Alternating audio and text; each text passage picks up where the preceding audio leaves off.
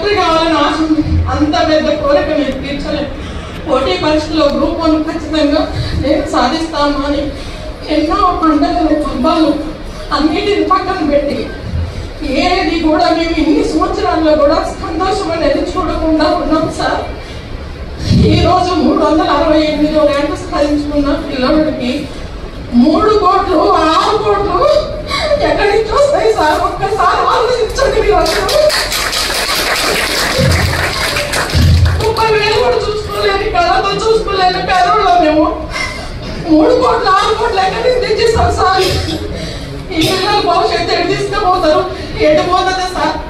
ఈ టీవీని చూస్తుంటే ఈ వాట్సాప్ లో చూస్తుంటే భయం వేస్తుంది సార్. తండ్రి కోల్పోయిండు, నా బాబుకి నేను కూడా దూరం అయిపోతున్నా అన్నంత ఆవేదన ఉంది సార్.